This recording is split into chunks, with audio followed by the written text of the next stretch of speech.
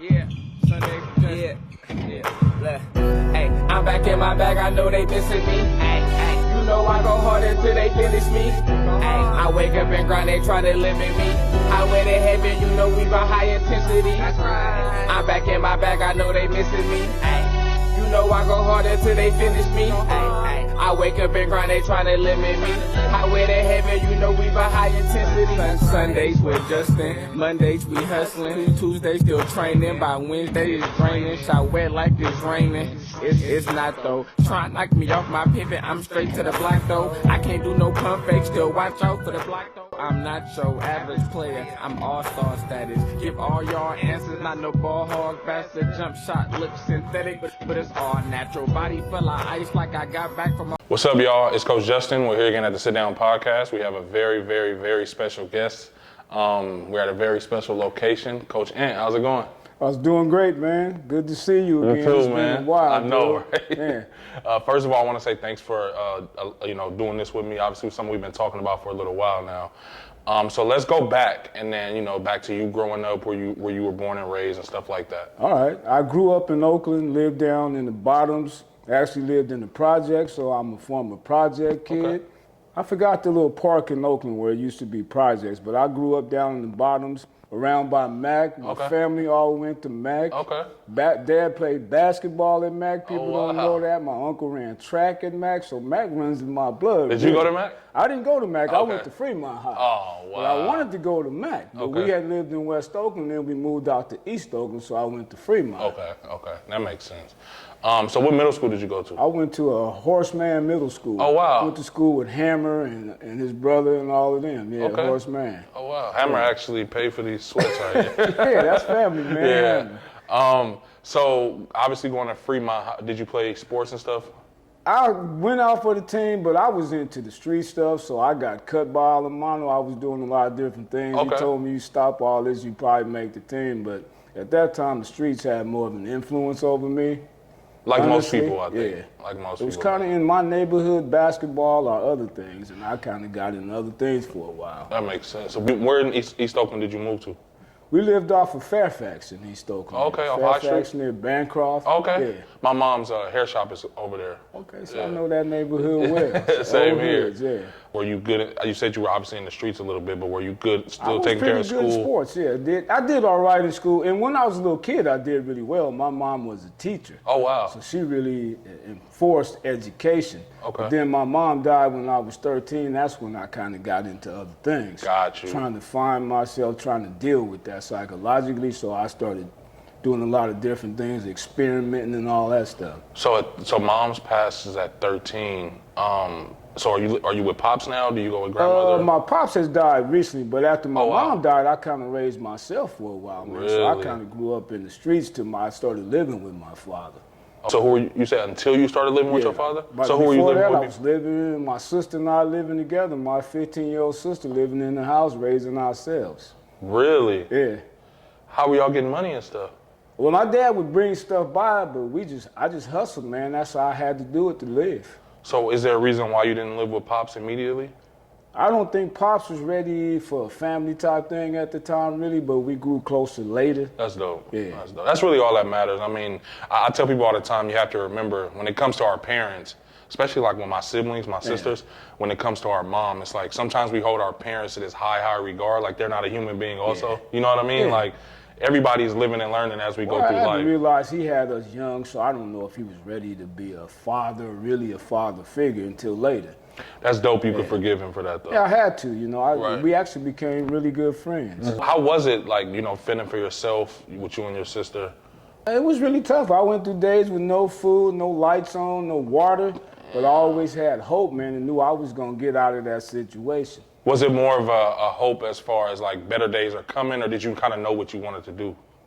Better days coming, but at the same time I was doing all this other stuff. I was still studying, and I still had this vision that I was going to do something great because I had promised my mom I was going to do something great with my life. That's dope. You said you go live with Pops at what age?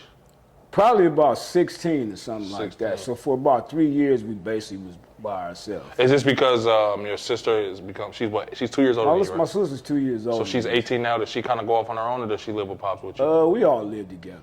Yeah, are you and your sister pretty tight? My sister's really close, yeah. We're That's close, dope. yeah. Me and my older sister too. My older sister taught me how to play basketball, actually. How was that moving in with Pops? Is it a little different now because you're going 3 years on your own, so now you got to kind of take order a little bit. Was that an issue at all? My dad gave me a lot of freedom to do what I wanted to do. He didn't give me a lot of rules and all that sort of stuff. So I kind of did what I thought was the right thing at that time, even though it may not have been. Probably bumped your head a few times. I'm still here, so I guess I did all right. And that's not, I feel like we all have to go through that at some point. You know what I mean? We got to bump our head along the way. Well, it made me who I am today. Exactly. So, you know, sometimes I sit and think I wouldn't really want to have it any other way. Yeah.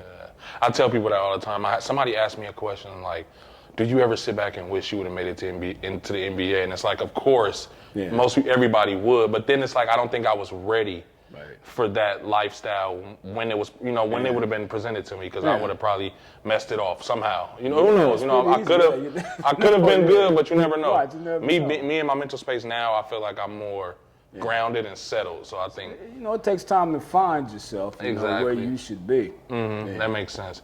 You and sister still pretty tight? Yeah, we're really close. Yeah, I look out for her today. Yeah. That's what's up, man. Financially, I help her, and you know, just with good words here and there, anything I can do to help. That's what's up. She basically raised me for that 3 years, so I owe her a lot. That's what's up, man. That's what's up.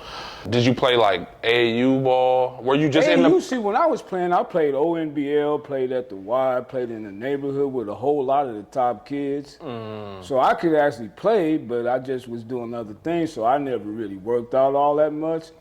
And that's probably why I didn't make it. Were you into hoop only, or did you play other sports? I played other sports. Okay. Yeah, I was into martial arts also. Oh, wow. I studied martial arts for years. Do you still study it? I still practice more the internal martial arts now to stay healthy instead of the physical part. But I've done it so much that it's ingrained in me, so if I had to use it, I wouldn't want to find out. That's what's up. So what age did you get into that? Probably about 12 or something like that. So you kind of just stuck with it? Studied different disciplines, you know, have some belts and different things. Oh, wow. Actually taught it in the military, hand-to-hand combat, all that stuff. Oh, so you were in the military also? I was in the Army. Oh, wow. So when I left Fremont, when I graduated from Fremont, I really wasn't in college at that time, or school. So I went to a JC, it didn't work out well, so I left and joined the Army. Oh, wow. And the Army, I guess, turned me into a man and helped me to see things differently, that I could accomplish anything. So did you go here directly out of high school? You went to the Army? I went to a JC for like a year and a half first, and then I joined the Army. Did anybody kind of give you that idea, or is it something you kind of came up with on your own? If I tell you the truth, you're going to kind of, it's crazy. But when I was a little kid, I was always reading history books, so I was always reading these great generals and leaders. So I developed this idea in my head, I wanted to be a great leader back when I was a youngster. See, actually, for me, I love the military. The reason I got out, because I changed my ideas on the reason on the whole philosophy or on the American government, the way they run things, and the reason for killing people. I didn't want to kill people for oil or something like that. That's why I got out, but I actually love the discipline and everything of the military. Oh, wow. So how long did you serve? I served 6 years. 6 years. Wow. 4 years of regular Army, then I was National Guard. Oh, wow. Yeah. Was it more than you expected or less than you expected, or kind of what you expected? The Army itself, when I was in there, was probably the toughest thing I'd ever done, you know, going through the training.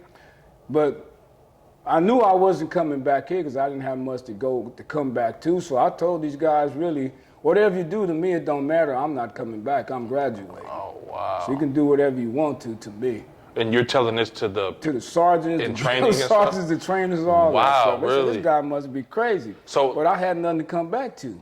Let me ask you this. When you say it was the hardest thing you did in your life, was it hard physically or like mentally? It was hard mentally. But to overcome the physical part of it, I turned it all into a game. Explain. I would make sure I was first in everything we did. I would block out the pain, the fatigue, and all that. I got to be first in everything. And, you know, I've carried that stayed with me to now, and I'm teaching that to the athletes, how to block out everything. It's all just a game. Everything, life to me is a game. That's interesting. You just got to play it. Play your part, play it to your highest capabilities. Talk a little bit about, in detail, if you can, about the getting ready and for the training. Were you like prepping yourself beforehand, or did you kind of just go into it blind? I went into it blind. Well, I like to go into things blind because, to me, things that that you hadn't done before can push you to another level. So I just like bring it on. I know if I get through this, I'll be a different person, and I still follow that today. So I don't mind getting out of the comfort zone. To me, that's where everything is. You push your limits. Yeah, I want to be on the edge. Some people can't operate on the edge. They're scared to fall off, but I'm not. Do you think that that's something that you developed because of what you had to go through growing up so young? I think so. This survival mode, yeah. And I think Oakland has this little survival mentality that we kind of naturally have, and then yours is probably times 10. Yeah, I think so. With the environment that I was in, so forth. Yeah. Probably losing a lot of friends and stuff like that. Yeah, I've seen a lot of things. Seen a lot of stuff living in the so-called hood. How was that when it came to leaving the hood and going into the military? Was that wasn't? Can you give me like a time frame? When was this? Like as far as years? This was I graduated from high school in 78, so in 79, I think I went in the military. I was 20 years old. 19 years old. 19, yeah. Okay. What was your friends and the people around you saying? What about family? Like, no one thought I was going. They thought I was joking. My dad said, "Oh, you're not going anywhere." He didn't believe me to the day he dropped me off down on 12th and Clay at the Army Recruitment Center. He said, "You're not going nowhere." I'm like, "Pops, I'm going. I'm not coming back." Is there something that happened that made you so adamant to get out of here? No, I saw it as an opportunity. There was this guy, he was a sergeant, he was a recruiter. He went to McClymonds also. And then he was my friend's uncle, so I had talked to him about all the opportunities in the military. Okay. So he says, "Hey, you come down here and take this test. If you score high enough, you can go to any military school you want to go to."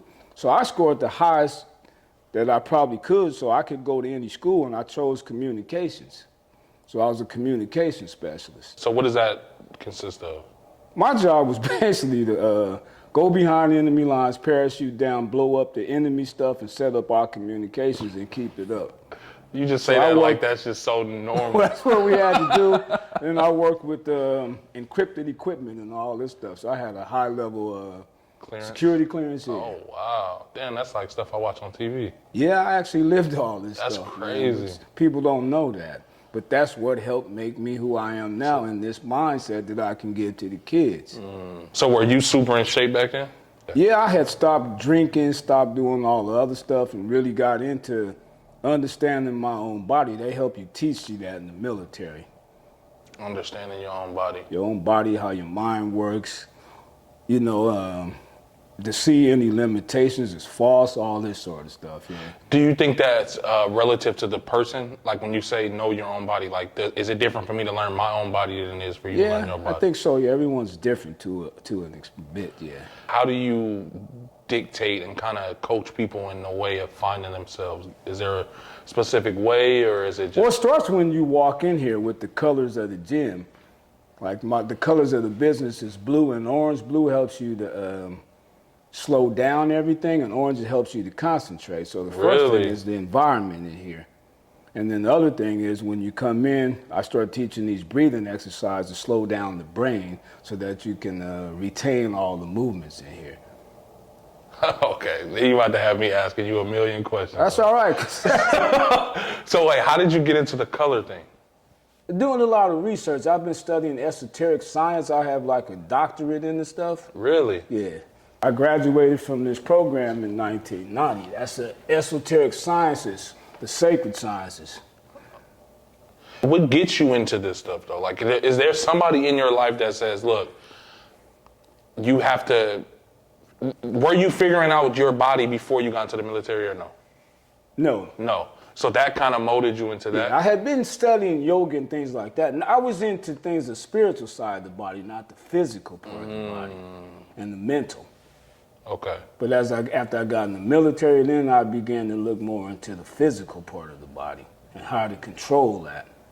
And this goes back into martial arts too? This goes into martial arts and then my studying yoga and mental yoga and all these other things. And when did you get into yoga? I began to research and read it about 19.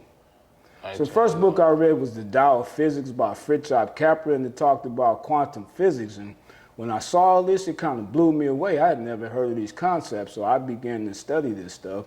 And then this crazy story happened. This was later.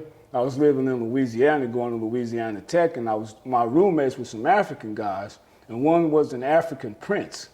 And I was wondering why I was doing all this studying, but this guy could take a double major. Like, what is this guy doing that I'm not? So I started asking him questions, and he led me into these different esoteric orders that teach you how to maximize yourself. So I've been studying this stuff since I was 20. I'm 62 now, so I not only study it, I teach it. Is that separate from? I incorporated all of it I've learned That's into dope. this. So this is a combination of all of these things. So the body, you're more than just a physical being. When you come in here, we tap into all of you. Do you ever have clients who or athletes who kind of fight against that? Is it hard? Sometimes harder breaking through to others? Yeah, but see, when you come in here, the collective energy of everyone that's been through here, it influences you. Mm-hmm. So I call it the ASTI collective for a reason. It's the collective of everyone who's ever come in here. That energy is conducive. It can help you to change your world. You just tap into it. So what does ASTI stand for? Advanced Sports Training Institute. An institute is a place of learning. Right. So we're teaching it here. Try to turn chaos into form or order. I call it the matrix. See, when you come in here, you leave all your limits behind. Everything in here is possible. There is no limits. How many years have you had this? I've been in here 17 years. I've been training some athletes and military people for 40-some years.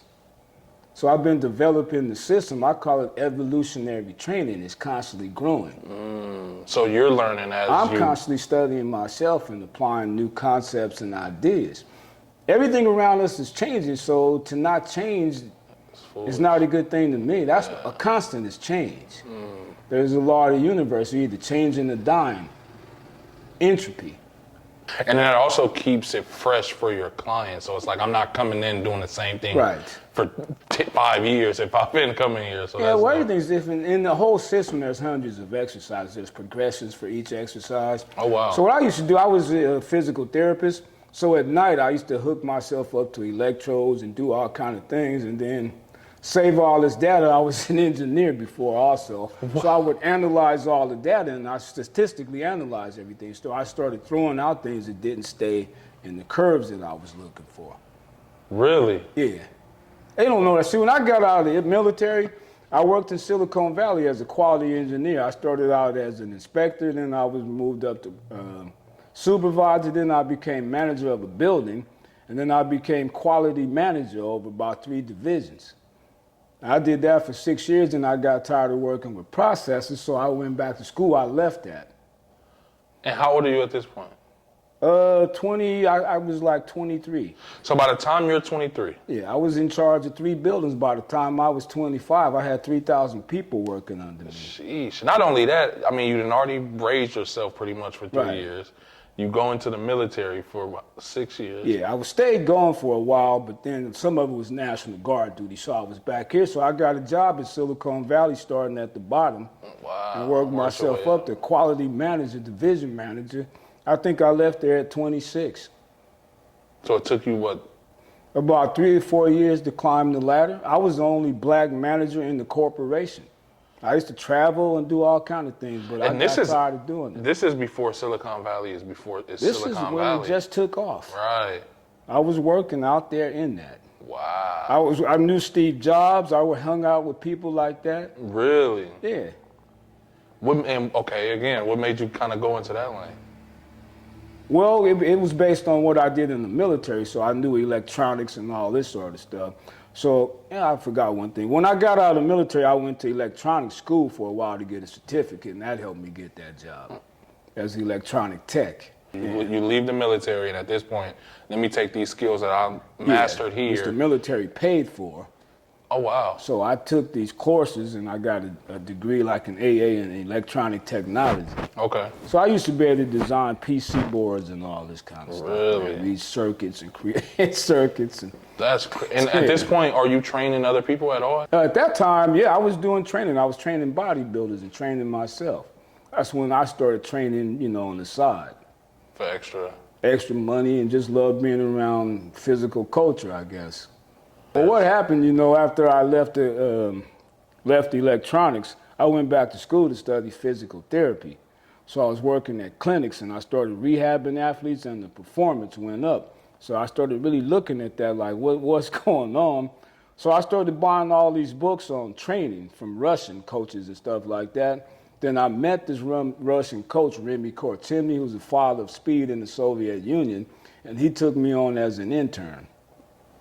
And then after that, I met Charlie Francis, who trained Ben Johnson. So I did interns with him, and I did an internship with Charles Poliquin, who at one time was the best strength coach in the world. A lot of people don't know this, and that's why the stuff is so different.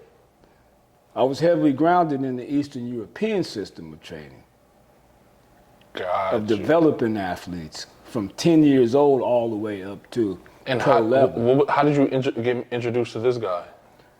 It's funny, I had a sprinter I was training, went to St. Mary's High School, and one day I asked her, where are you going after you leave here? She said, I'm going to train with Remy Kortemny. See, all this time I thought he was in Russia. I had already bought all of his books. Oh, wow. And then she said, Remy, so I said, are you sure? She said, yeah. So I went up to the practice and was introduced to him, and I told him how much I respected him. And, you know, for like, we just talked for a minute, and then I didn't see him again, but I decided I want to do an internship with this guy. So he said, I don't got time for that. So about every day for like 6 months, I just kept calling him, man, I really want to do an internship. So he said, finally, you know, I see you're not going to stop calling me, so come on and I'll work with you. Wow. And then at the end, after I worked with him, he gave me all of his texts, the Russian texts and all that. I have the whole Russian and Eastern European, East German training for curriculum. That's crazy. Yeah, I can tell you, my life was crazy. You remember the old cartoon Commander McBragg? I've done so much stuff, man. It's crazy. That. I'm living like a dream. Seriously, I'm not joking with you. Yeah. Okay, well, another thing I did, I wanted to get into training martial artists and stuff like that. So I ran into this coach who was trained in Sambo. And then he started to teach me Sambo, which is Russian martial art. Really? Yeah, so I ended up mastering that, and then he gave me all of his textbooks. What's been funny, all of these coaches I've ever trained with at the end would give me everything they'd ever written. Is it, you think that's out of respect for you and you seeking that knowledge? Or I think it's seeking that, but going deeper than that. I believe that we create our reality, so I'm always sitting creating my reality. For example, before I ever trained pro athletes, I used to sit and get in a deep meditative state, and I would see me training pro athletes, agents coming in and all this stuff way before it happened, like 6 years before it happened. I did this religiously. Wow, that's deep. And I still do this. I honestly know you create your reality.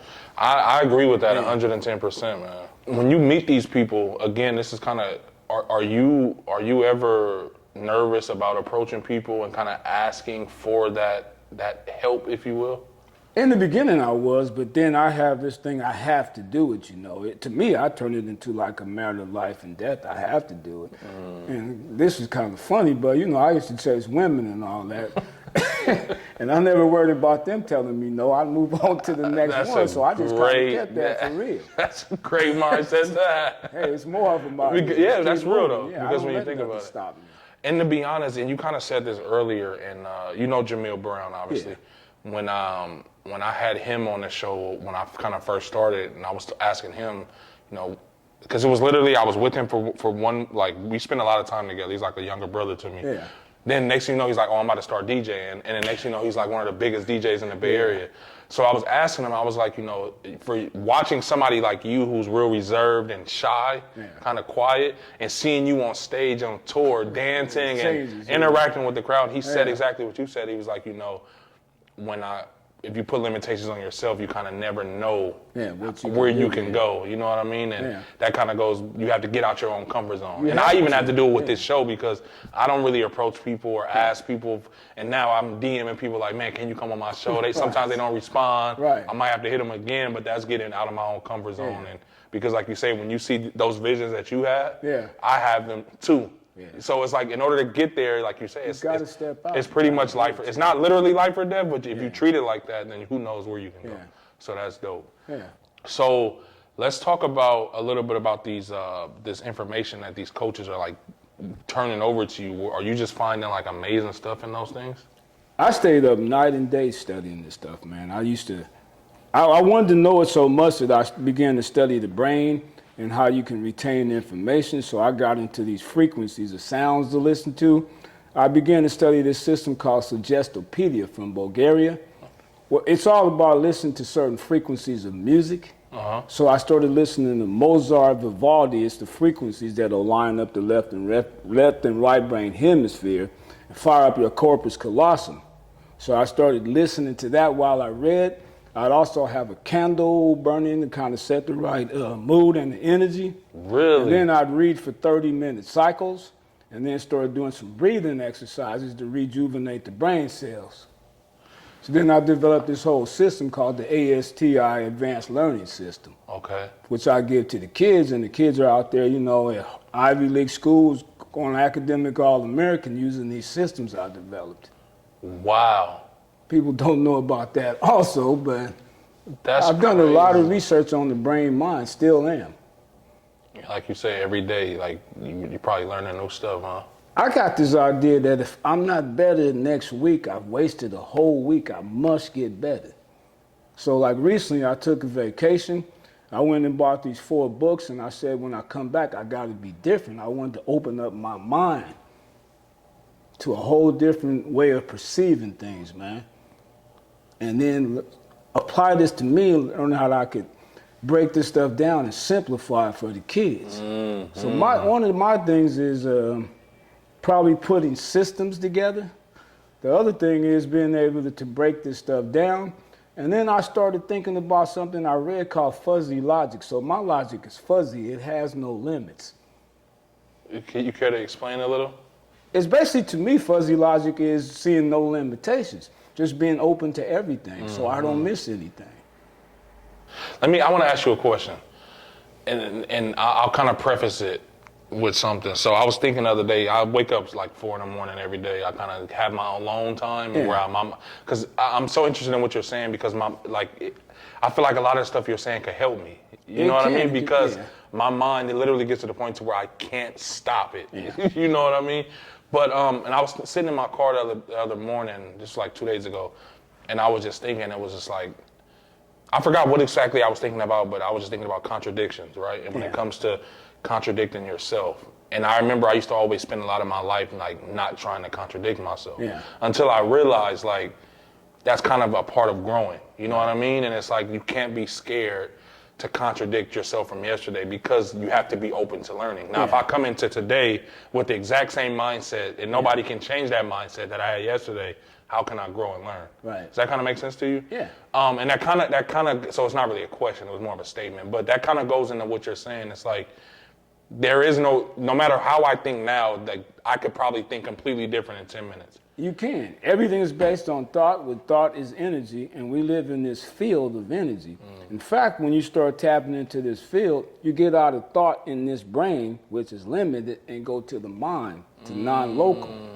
So I try to tap into the energy field. That's where this stuff comes. There's no limitations then. So I'm taking quantum theory and applying it in my life and in this system. How did you make that connection from that to athletics, because that's pretty much what you did? One day I just had this epiphany. We had it all wrong, trainers. We were focused on the physical.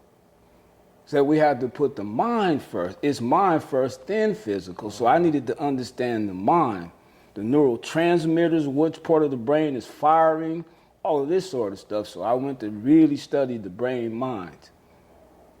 And I changed it, flipped everything. Mind first, like the ancients. And then when it comes to these teachers that you're learning from, or coaches, would you call them coaches or teachers? Coaches, but then they became friends. Right. Yeah. That's dope. So from your friends that you're learning from, is everything kind of tying into each other, or are you pulling pieces from each one and kind of making your own? One of the things is in our African culture is to think holistically. So I stopped thinking in fragments. Everything is holistic. So I see everything is connected. If you go back further back in history, you'll see the connections. Like, you might think you're taking something from another culture, but if you look back deep enough, you'll find out that's really us. Like all this mind science, even yoga. The Dravidians produce most of that stuff, which are the untouchables in India. Us, that was pushed into the mountains, indigenous people. Man, you teaching right now. Even martial arts, Bodhidharma took martial arts into China.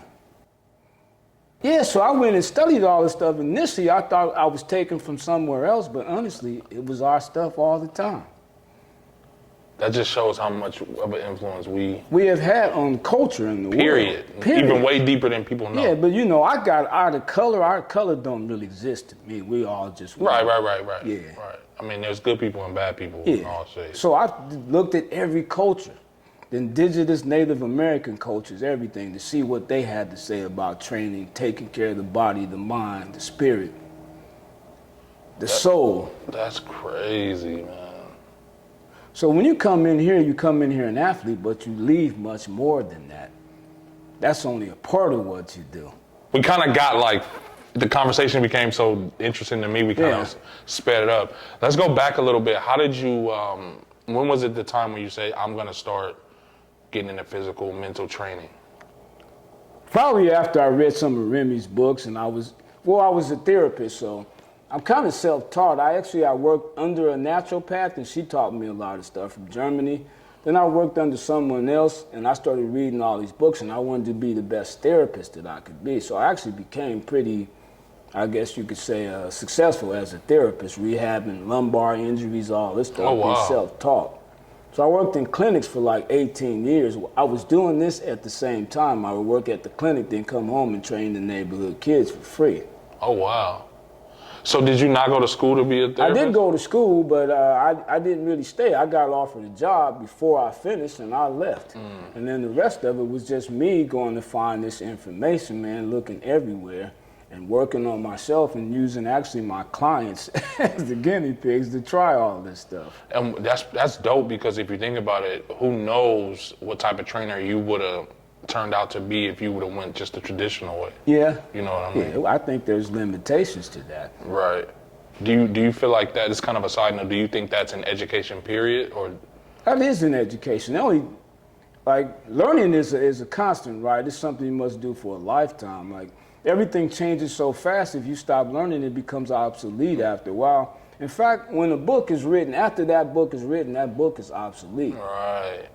So you can't just depend on the books. That's why you have to tap into the universe, the informational field, which is in real time. There's a new book. I don't even remember the name of it, but it just got delivered like the other day that I'm excited to read. That's why when you're saying all of this stuff about like the music you're listening to while you're reading, the candle burning, is there a specific type of candle, or is it just a candle? No, just a white candle. Just a candle. This will change the ionosphere, the energy around you, and also slows the brain wave down. One thing to get brain entrainment is to focus on the flame. So can you do me a favor? Can you paint the scene of you reading? Is it like the music playing? Well, what I would do, first of all, if I'm reading, I shut down my neocortex, and this is even to help me to find things that I really need. The neocortex, like if I said I wanted to go somewhere, my brain, our thoughts would start saying how, when, why, all this stuff. But if you shut this down and go to the midbrain by tapping and talking to the soul of it, it'll shut down and you'll go into the midbrain. Whatever you put in the midbrain, the pineal gland becomes, you start working with hyperdimensional physics. So first of all, I shut this down, and then I would go over to my phone and I would put it on either Mozart or Vivaldi's 5 Seasons. Okay. And then I would talk to the soul, connect my soul with the soul of the people who wrote the book at that time, so we could become one. So then I would retain everything I read, and I would have a deeper understanding by our souls talking to each other. Soul language, soul communication. I practice Taoism, so I teach this stuff also. Is there a reason why you go to Mozart, and what was the other? It's the frequencies per second that'll line up the right and left brain hemispheres. The other thing is, the brain can probably take in information for about 30 minutes. So what I do is read at 30-minute intervals, then I'll go do something physical, then come back. Then I can retain, I don't have time to be reading things over and over. I got to get it the first time so I can keep moving. I'm getting a little older, so I'm running out of time. I don't have time to play, you know. That's interesting because I've been feeling like the older I've been getting, not saying my reading comprehension is leaving, but it's like I find myself reading stuff multiple times. Yeah. I don't know if it's to make sure I get it. I don't know if, because I'm going through this phase right now in my life where everything is like metaphorical for me. So Yeah. I'm finding stuff, and like you said, it's like everything kind of happens for a reason. So I'm finding. Sometimes I don't know if I'm overthinking. I think you're overthinking, so Okay. you've got to let go of all this stuff, get out of here, and get into a more subtle state. I need to try that Turn reading inside. Reading in 30-minute increments, man. Yeah, your brain can only take so much information. It's about 30 minutes. Then I'll do something. Sometimes I'll do what's called the breath of fire, which will reoxygenate the cells in the brain. So it's, which is part of my advanced learning system that I came up to. So you'll read 30 minutes, then you'll do a breath of fire, then go back to reading. How important is the breathing aspect of everything when it comes to training, life? Everything is based on the breath. So I had this epiphany one time. We use about 5% of our breathing capacity, and most of us supposed to use about 5% of our brain. And I was like, wow, is there a correlation? So I began to research this. There is a correlation between breathing capacity and how much of your brain you use. Want to increase the capacity of your brain in knowledge and gaining knowledge, increase your breathing capacity. So I began to study these ancient breathing methods, pranayama and things like that, the science of breath. I asked that question because when I first got into I was going through a mental health thing, right, where I was battling depression and things like that, stress, anxiety. So in my first therapy session I ever had in life was with like I don't want to say the name of the place, but it was at a specific hospital. So it wasn't like a private or anything. It was just like, a 9 to 5 for them, which is fine, nothing wrong with it. But my very first one, the first thing I left with was breathing exercises. Yeah. And I was confused as to why until I started doing them. Yeah. And realized how much better I was sleeping at night, how much better when I would get worked up, how much and it literally, it seemed like it slowed the world down for me, because before I would react, if I would do that, I would have a chance to process things and and that's kind of why I asked you how important the breathing aspect is. One of the things is like the body shows different patterns, and by me doing these breathing, it'll open me up so I can see these patterns. The first thing when people come here and they sit down, I look at the breathing pattern. If they're a shallow breather, then they're holding on to things, and that affects the brain also. So one of the first things we do is get you to breathe and let go of things. So I start, and then, I don't know if you know about neuro-linguistic programming. No. Where you can communicate better with someone, you can match what they do and all this stuff, you can match their breathing, match the way they sit, and then the communication becomes better. You might want to look at that in the business you're in, neuro-linguistic programming. The guy who talks a lot about it is Tony Robbins. Okay. He calls it neuroassociative conditioning, but he learned it from Bandler and Grinder, and it was initially called NLP. I've used it quite a lot. Really? Yeah, so my communications with someone is better. I'll match so our energy, it resonates. Do you ever have times where you can't match that energy with people? No. Really? Yeah, it's pretty simple. It's just manipulating energy. Let me ask you this. Why do you think this isn't such a common teaching? This to me leads to self-mastery, and I don't think the universe wants everyone to be a master. They want you to be a follower. When you say universe, do you mean universe as in human people, or do you mean the energy of the universe? Human people, but then it gets, it gets deeper. Yeah. I like how you do that, man. And so forth, yeah. In this system we have set up, the monetary system, it's not set up for everyone to master or to be rich, right? Right. In this setup. Everybody can't be a boss. No. I know you mentioned to me that you have like interns and stuff, people who kind of work with you and help you out. Do you teach them that? I teach them, this is the first thing we do. A lot of the reasons why people don't want to do an internship with me, because I force them to read. And a lot of brothers don't want to read. You know, they have this thing, if you want to hide something from black people, put it in a book. Yeah.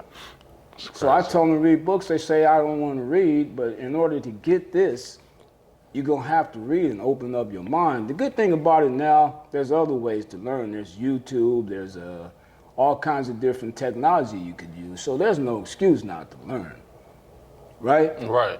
Then right now, at this time, we have one of the most powerful computers in our pocket. Right. That can give you real-time access to information. Right. Whenever you want it. Whenever you want it.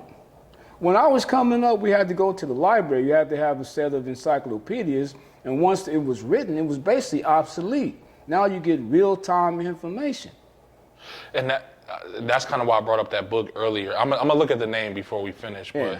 I was watching an interview of a guy named Jay Prince, who's like a big hip hop guy, and he was saying this book changed his life. So when I got the book, I was looking at it, and I was like, I wonder if this book is out of date. You know what I mean? Like if this, I haven't started reading the book yet, but for some reason that book just made me think of that. Like, okay, Jay Prince is obviously an older guy. He read this book back in the day, and I don't even know when he read it, but it's what you're saying basically. I was wondering, like, okay, is this kind of up to date when it comes to the? Well, I think I see everything as a door, so it'll just open the door to more. Read that book and gain from that, then it'll lead you somewhere else. And then, I mean, old knowledge isn't bad knowledge if you really think about it. I mean, you can kind of learn from everything. Actually, you know, everything goes in a circle. What goes around comes around, they say. So a lot of this stuff that we call in high technology and new science is actually not. The ancients knew this stuff. What we did is taken it and gave it some new names. And kind of modernized it probably. Yeah, that's it. We just gave it a new form, a new name, that's it. But the science is the same. Do you feel like it's the world and then you're like outside watching everybody? Do you kind of look at life like that? No, actually, I got to go within and be with the world in order for me to see things in a different way and to be able to guide us, the athletes, to another place where they haven't been before. You know, it's like in Star Trek. You know, we're going to different places and tapping into different things that they didn't know were where existed. That's my job, is to teach you how to get there. But in order for you to get there, first I must have had to go in there to know how to do that. When you first got into training, you said you were training bodybuilders first? Yeah. How'd you kind of get into that? Did you have a friend that was a bodybuilder? Did you want to be a bodybuilder? I actually got into bodybuilding myself. At one time, I was 230 pounds of muscle. So I did all this training myself. Everything that I teach them, I actually did. I did the experimenting on me. So, you know, studying all the Russian textbooks helped me to, I see everything to me is about efficiency. If it took somebody 2 years to build a champion bodybuilder, I tried to figure out how to do it quicker without taking drugs. Right. And speaking on that sort of thing, I don't really understand why you have to take drugs when you can tap into your own hormonal system and get it to secrete. So I'm teaching people how to use their endogenous hormones to build mass, to build recovery and all this stuff. A whole nother science. You don't have to take anything outside. In fact, you don't have to take medicine or herbs, because your brain can mix all of this stuff up if you learn to tap into it.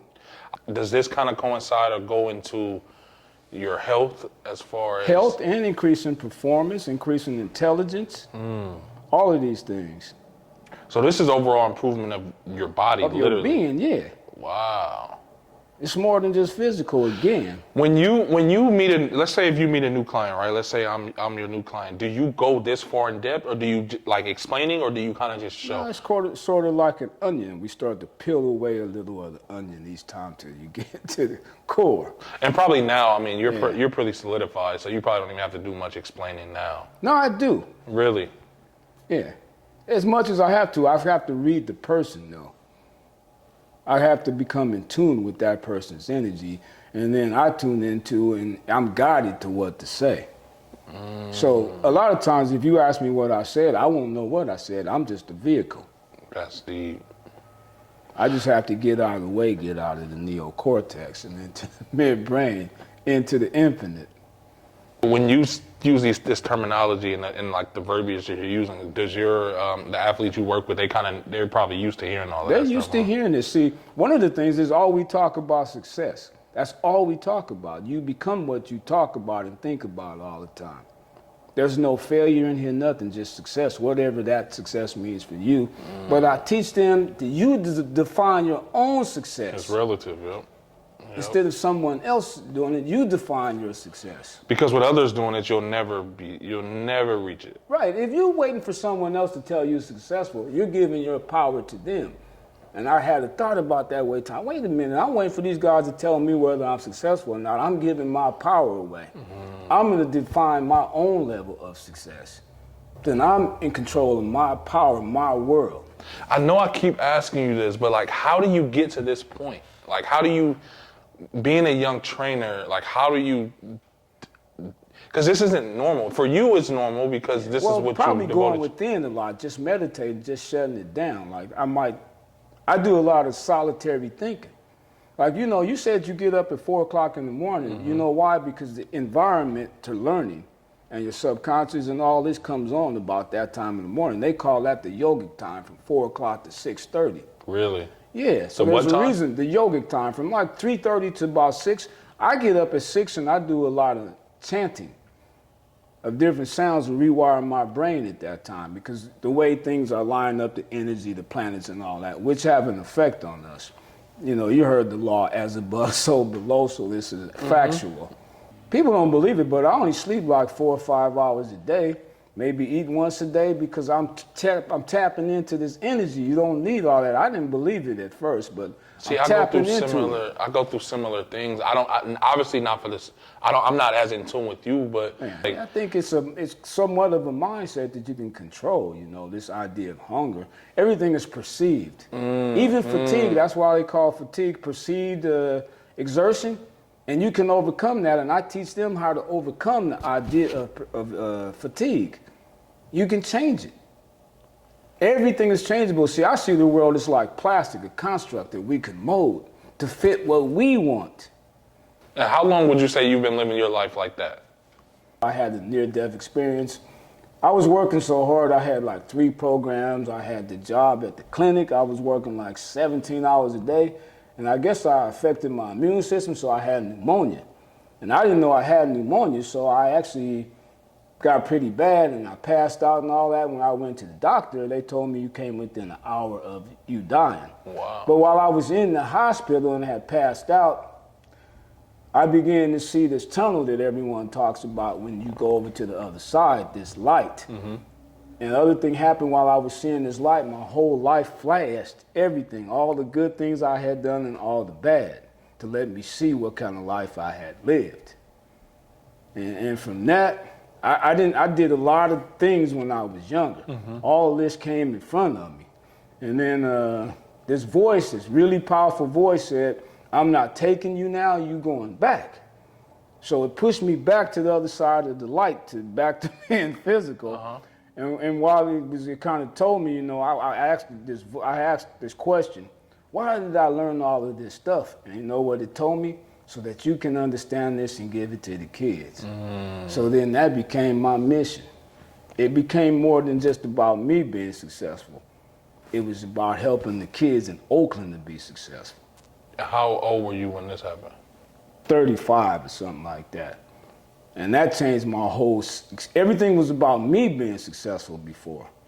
So now your whole mission statement kind of changes. Yeah, a little. I don't want to say changed, statement, but your basically, mission. yes. Yeah. My whole mission became to take all of this stuff that I had been learning and learn how to break it down and give it to the kids, not keep all this stuff to myself. Because I always wondered, why am I led to read and study all this stuff?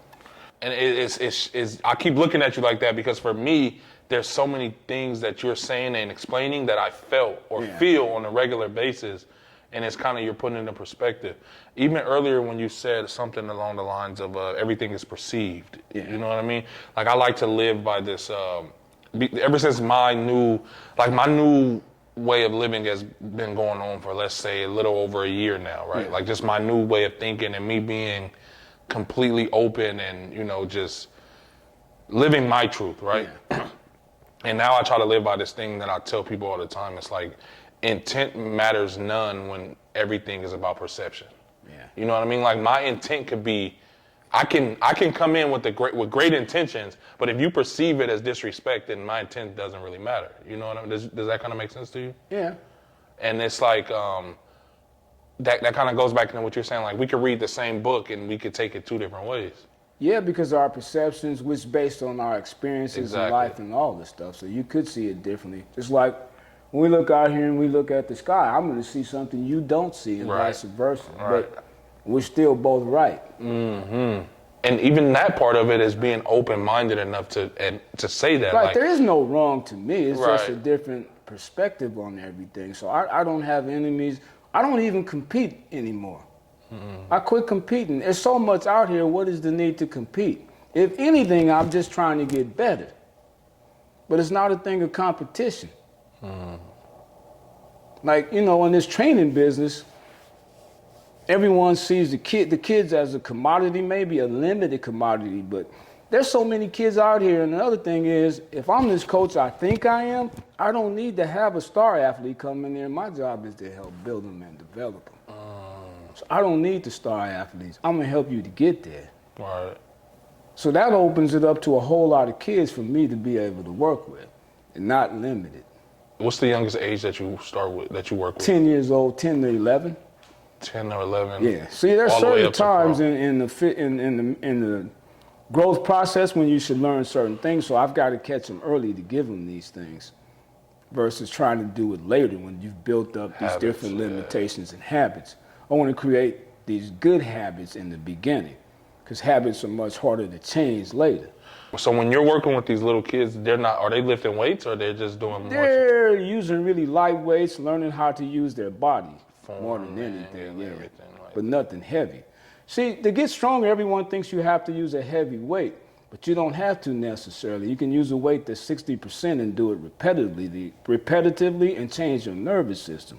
So they think that you're just training your muscles, but you're training your neurology also. It doesn't always take a heavy weight. You're training your neural system. It depends on the repetitions, the load, the speed of the load. So I'm looking at all of these things. See, I'm not just building athletes that are strong. You can be strong and sit on the bench. You have to have all of these intangibles. Speed. You have to be able to overcome adversity. So we're teaching you that, how to overcome something. I call it controlled chaos. That's what this is. How to control yourself in a chaotic environment of sport and life. I'm like in awe right now. This is crazy because I didn't expect it to be this deep, to be honest. That's what people tell me, but it's more than physical. It's deep, and I got to go even deeper. And you're constantly digging deeper and deeper. Yeah, you know, on my Instagram, and I'm actually sharing the books that I read to help me to get these ideas and concepts. I'm not trying to hold on to it because we're all in this. To me, I see it as a big fishbowl. We all in this together. We're gonna come up together. We're gonna thrive together, or we're gonna struggle together. But it takes someone like you, me, and some of the other guys to lift us up, man. Right. What you doing is lifting us all. Right. You giving people hope that they can do this. Right. For sure. You another light. Right. You know, we all growing from each other. Right. No, that's real. We in this together. That's real. I agree with that. And again, this conversation I had with Will one day, and I was just like, do you think I'm, and Scott too, I asked both of them, we were all together, and I was like, do you think I'm tripping for trying to unite everybody back? Because I feel like basketball in the Bay Area, in sports period, I don't follow all the other sports as much as I do basketball. But I feel like we're kind of losing our identity. Like, it's not like it used to be. Yeah, it's split. But it's because everybody's going against each other. Yeah, like I'm trying to bring us back together, man. I feel like us together are so much more powerful. We are, you know but what I mean? I think the system wants to keep us split. That goes back to what you said, yeah. In order to conquer something or any entity, divide it. But see, it's a new time. That's why all this is happening. That's why we're getting these thoughts now. Do you think that, like the let's say the names that we would say that we hold to, that everybody holds to a high regard as far as respect level, and you know, do you think we as a unit can kind of help get this back on track? Yeah. Me too. I think so. I think, you know, they have a voice. They have purpose, you know. They were guiding lights. That's real. They set the path for us. I'm hoping to be, you know, a change master to help change this. This ain't, see, it's not about me anymore. It's about us, we the people. See, we waiting for government. We waiting for everybody to change this. We got to change ourselves and help bring about this collective change. That's real. That's deep, man. I would be lying if I didn't say that exchange right there kind of caught me off guard, because I didn't know, you know, what to expect when it came to it. Obviously, I've never trained with you, but I know you've trained pretty much every athlete that's come through, almost every. Quite a lot of them. Yeah, that's come through here. When did you kind of get into like the sports? Even not saying bodybuilding isn't a sport, but the more like basketball, football. The first kind of big time player I had was Antonio Parker Williams. You remember Antonio Parker and Worm? They played at Oakland Tech. Well, their dad had an AAU team, and you know Raymond Young. Ray the one got me into the basketball stuff. One day I was training a lot of football players at Berkeley, and I kept seeing this cat watching me, and I'm like, I wonder what the hell he keep watching me for. And for about a week, then finally he came over and then started talking to me and introduced himself. It was Rames. And me and Rames got to be friends, and there was something about this dude. Then he started telling me how much he loved helping kids. And this dude impressed me so much, it helped change me. And then we just came together. And Ray got me into the basketball stuff because everyone thought I was just a football coach, trainer. So it started with Raymond Young, man. Shout out to Raymond, man. I got a lot of love for that dude. I damn near die for Rames, man. I'd do anything for that brother. That's dope. Yeah. That's I'm dope. putting it on tape. I'd die for that dude. That's dope. Seriously. So, and that's crazy you say that, because I've worked out with Rain, like right before I went to college. My college coach was like, man, I need you to go work out with Rain before you come out here. And man, his workouts at West Campus back in the day. Oh, all about that, man. I bet you do. That's why I brought it up. A lot of this stuff together, man. People don't know it, but me and Ray used to stay up late at night studying together. When we first started out, he was driven than I was, and we just clicked, man. That's dope. He'd go get all these tapes on basketball, and I had my weight training books, and we'd be sitting at the coffee shop at night. That's what's up, talking man. about training and everything, man. How long does it take for you to like take off?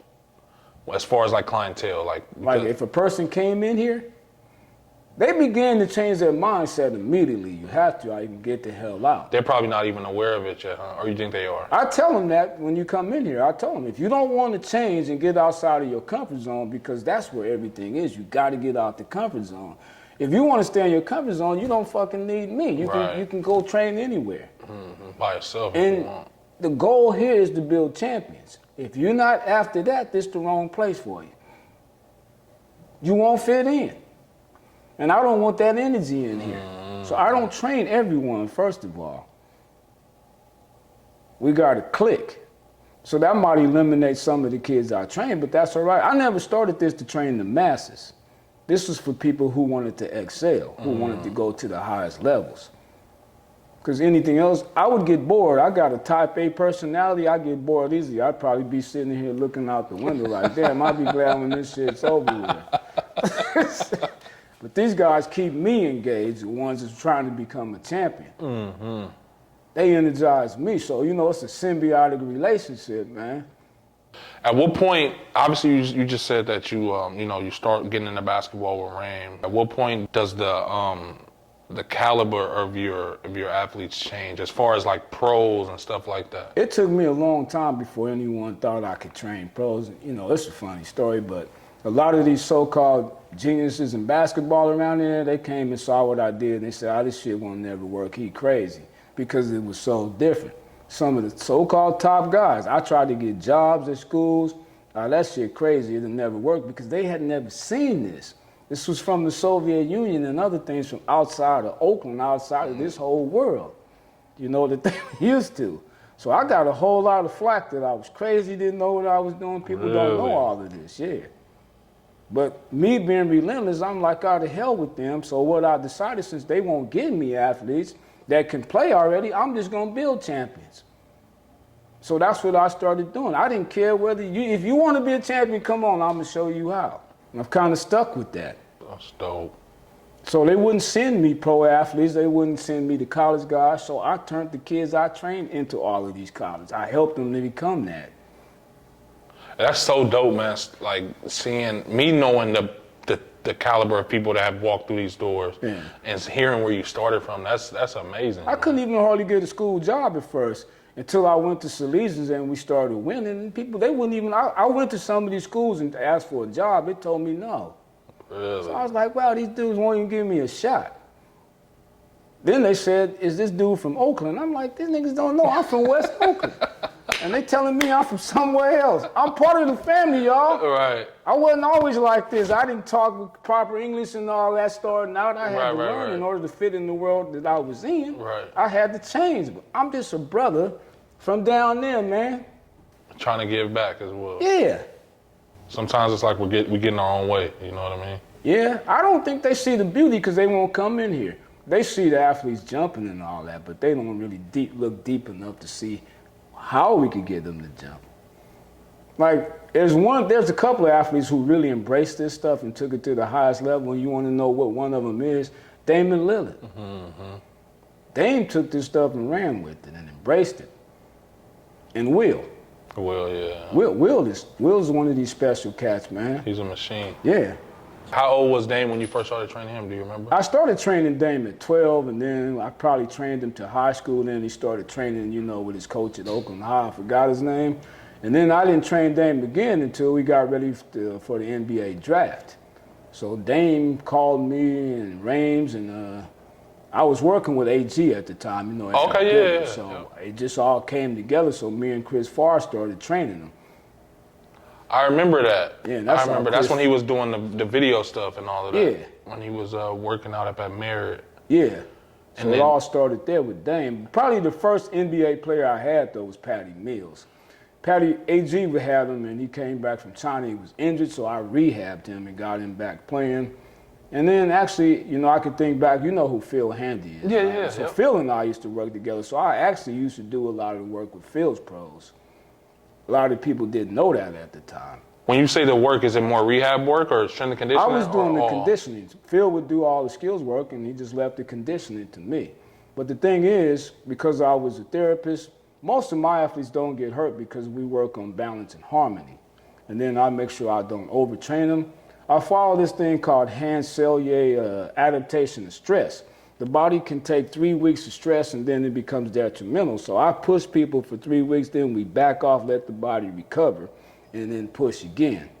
The other thing I learned from track and field, in track, they have something called planned training to have you peak. Mm-hmm. So I have the basketball players peak for when they go and try out. We're not just pushing all the time, we'll try to peak. Like when I was at Salesians, we used to peak for the playoffs and then peak again for the championship. So you're kind of building them up. Yeah.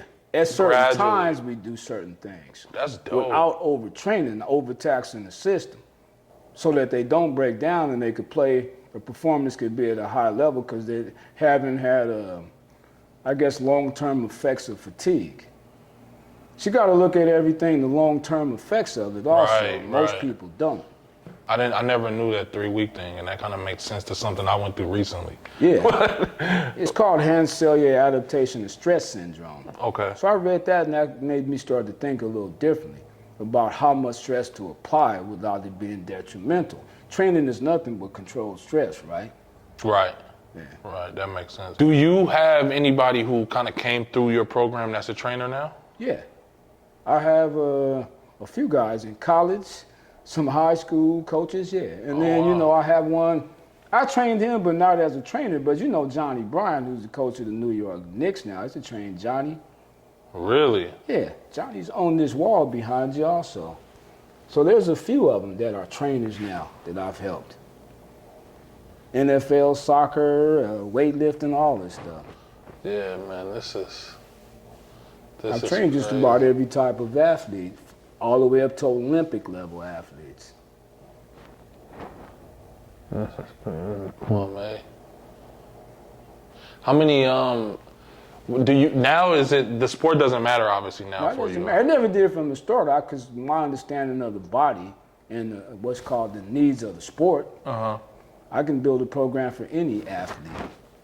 I've trained from race car drivers to, you know, all kinds of different. How the hell do athletes. you train a race car? Well, it's to build up the endurance here. So I had to come up with some programs. I've trained world-class triathletes, world-class swimmers, you name it. Really? Yeah. How long does it take for you to come up with a program for, let's say if there's a sport that you've never trained before, how long do you think it'll take you? Well, I just tap, get in tune, and it starts to come to me. So it's no time. Like sometimes, honestly, this is the truth. Whole programs come to me at night. When you shut your conscious mind down, it starts to come into the subconscious. I just remember it. And see, that's how my mornings are. It's like everything hits me from like... Well, you gotta start listening. I keep notepads around Oh man, I got notepads So all over the place. I remember this. I have whiteboards all over my house. I have to write shit down because I'm all over the place. Right. That's good though. Yeah, I know, but I need to control that shit because it drives me insane sometimes.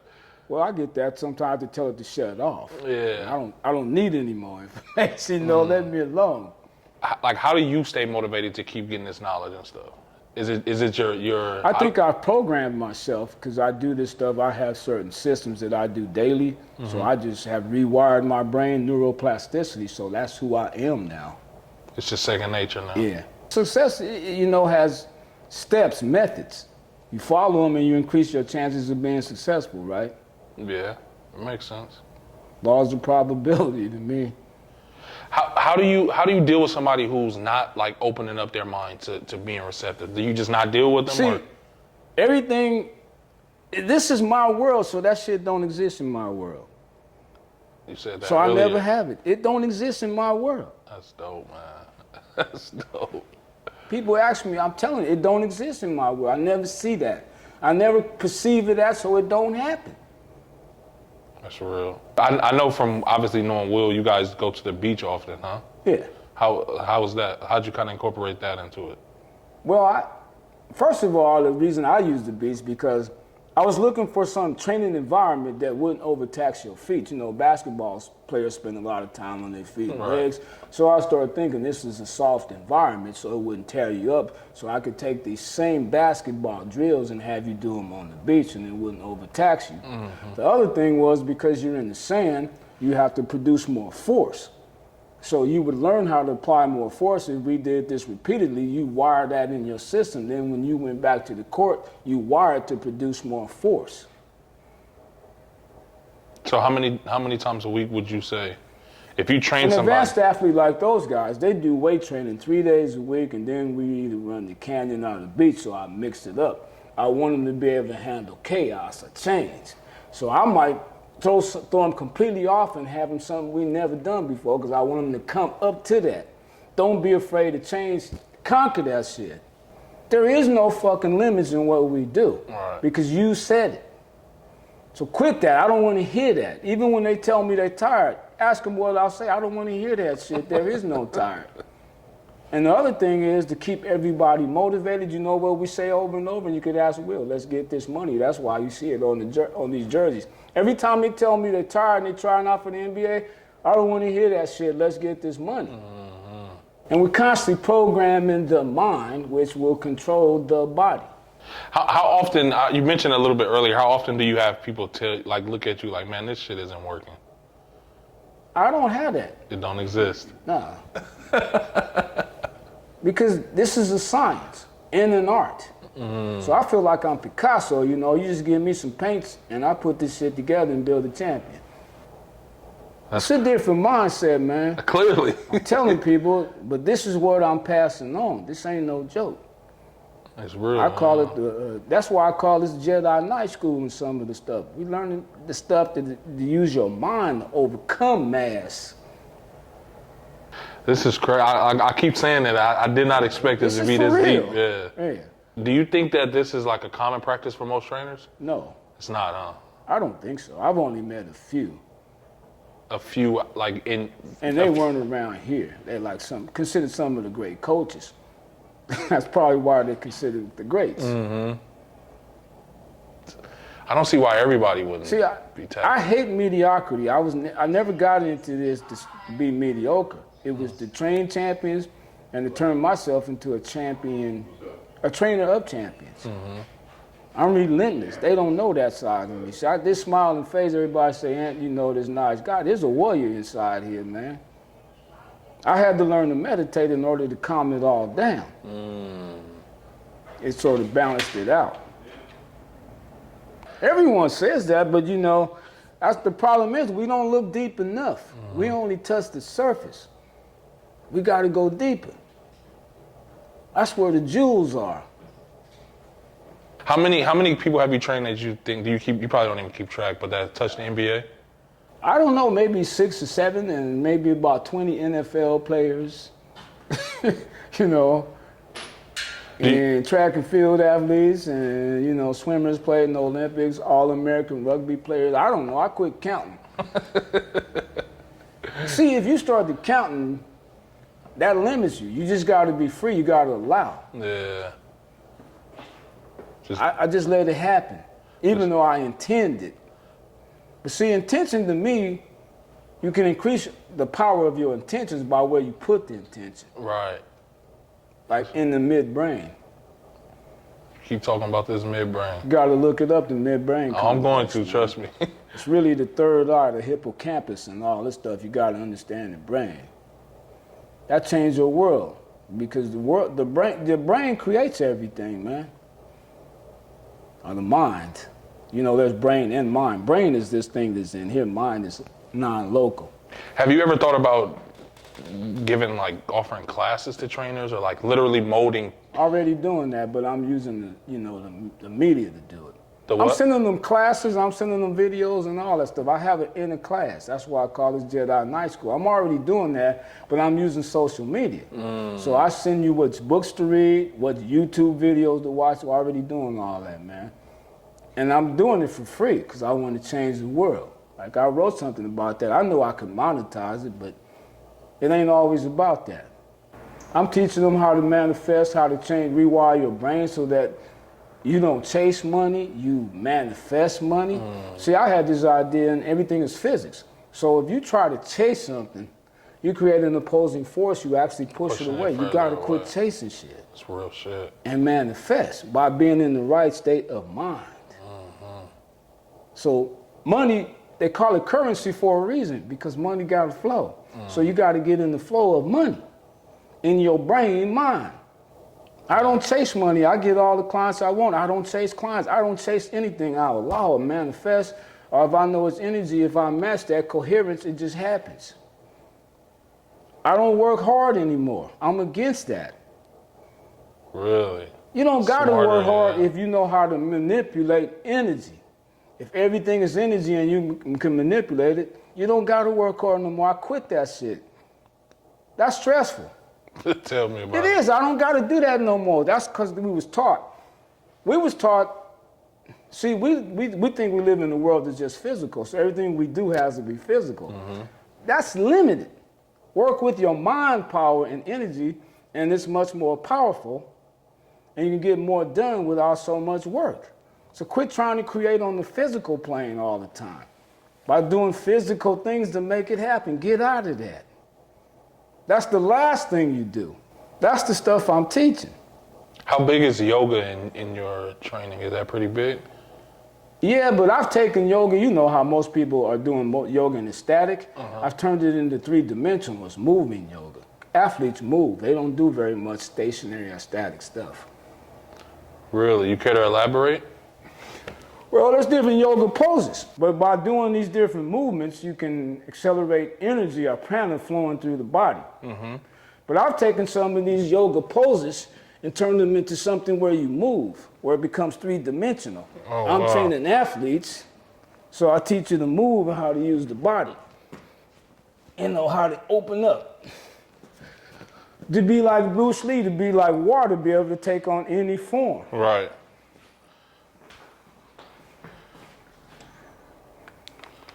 So yoga is a part of the system, the mental part of it, and what's called asana, the movements.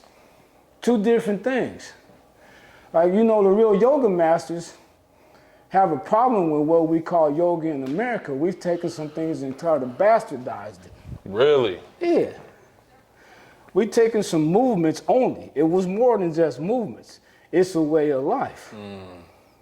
It's a way of capturing your mind. Yoga means to capture the mind, to put a yoke on something, not just physical asanas. That's deep, man. There's so much, everything that seems so simple when it comes to stuff like this, there's so much more thought into it. Yeah. Again, dig deeper. Look deeper. Quit going on the surface.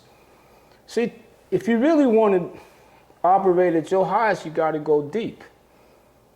Everyone is just scratching the surface. You don't want to be like everyone, right? At all. That's not your purpose. All right.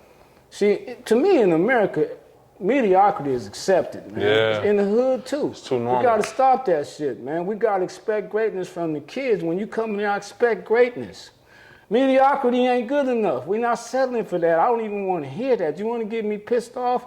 Start saying you can't do this and can't do that. Then I get pissed off. Right. That gets me fired up to say you can't. And here, everything is possible. This is the matrix. We live in a matrix of energy, man. They tried to tell us in that. That shit ain't bullshit. It ain't just, it's real science. And I appreciate you for obviously doing the conversation with me on here, but even being that open and upfront and honest with everything and how you approach everything. Because I think that's dope. For me, not knowing the training world that well as far as strength and conditioning, but just hearing somebody break it down. I've never heard anybody talk about training like this, which obviously would set you apart. You know what I mean? Yeah. And it's obviously done you well up to now, and who knows where it's going. You know, it's constantly growing, so that's dope. Let's talk about your total package. Well, I have, a couple of brothers we started this company. One, I think he's a genius. Like, this is the sharpest brother I ever had. He has a PhD in business. He has about 6 companies. One day he approached me. I was training his son. Said, hey, I got this energy drink. Are you interested in it? So we started talking, and then me and this guy became friends because I'm looking for people that's dynamic and doing things. So I kind of fell in love with the brother. And I came on board with this product called the Total Package Energy Shot, which this is our older product. Now we have a new one. We actually got into nanotechnology. So we're the first company to introduce nanotechnology into these energy shots and into vitamin C. Like right now, we have it in like 6 countries. I have a lot of my NBA guys trained using this, students. This stuff works really good, but you don't have to refrigerate it or anything like that, and it works really good. It actually lasts about 6 hours. Me, I can't use this stuff. I have too much energy. Last time I used this, honestly, I couldn't sleep. I ended up writing a book, which I have right there, I haven't released, called Thoughts on Greatness. Oh, wow. Yeah. But this is really powerful, and our newest ones, again, are using nanotechnology, so it's the Total Package Energy Shot. I kind of wanted to hide this from other athletes finding out and other training systems, but we decided to let it out. I'm telling you, this is a big part of my athletes having success is using these supplements and the protein powders. So I highly recommend you look into this. I'm telling you, this is really good stuff. I won't just recommend anything, especially if I don't believe in it. Right. So, I mean, you're behind this. So I'm totally behind you wouldn't put this. your. I have NBA guys. I got to go up to these guys and try to convince them to try it. Right. So if it don't work, these guys are not so easy to convince anyway. So I'd have to listen to them. And that stuff didn't work, but you could ask these guys, Will Cherry and a lot of the other guys, they're using this product and they actually love it. That's dope, man. But I'm working on a new book that brings quantum physics and spirituality into training. I have someone working on that, which is my present thoughts. The reason I didn't release the other book, because I no longer think like that. That's obsolete now. So I said I better not put that out. I want to put out this newest way of thinking. But you can still use that as points of reference, though. Yeah. Yeah. It's good stuff, but I just considered it once it's obsolete now. I feel you. Well, is there anything else specific that you want to shout out, man? This was a really dope conversation, real informative. The reason I'm sharing a lot of this stuff, because I know some trainers are looking, and I'm cool with that, but you guys got to expand on what you're doing. You can get better. You can work more effectively. And, everything is changing, so we must all change. And I guess basically that's it, change. Don't be afraid of it. Yeah, don't be afraid. Embrace it, huh? Yeah. Yeah, that's real, man. That's real. And again, it goes back to what we were talking about earlier. If you want to get into different avenues and areas and expand, you have to change. You can't really be, the same. Right, you're going to become obsolete for one thing. So unless you want that, you got to change. You have to constantly get better. Yeah. Well, man, really dope conversation, man. This is all right. Thanks, Jesse. Yeah, I no, thank appreciate you, coming man. over, man. Thanks for having me, man. This is something that I'm really excited we got done, man. I got a lot of questions. All right. Well, you feel free to come over. It's family, man. For sure. Even though I might be the one running, this is the community thing to me. That's It's real. ours. Same for this platform, man. So if there's anything that you ever want to talk about or touch on, don't be afraid to hit me also, because like I said, this isn't far from me. So I would love to pull up, man. So again, man, dope conversation. Thank you, man. That's a wrap.